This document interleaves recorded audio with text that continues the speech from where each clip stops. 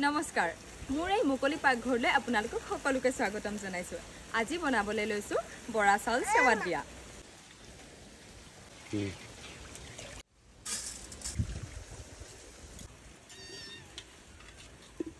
এয়া চৰুটোত অলপমান পানী দি লৈছো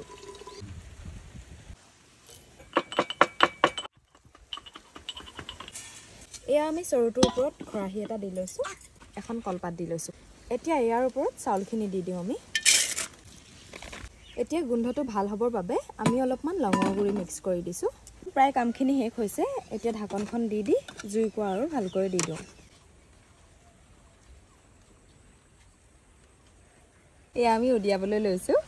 এয়া আমাৰ সেৱাত দিয়া ভাত ৰেডি হৈ গৈছে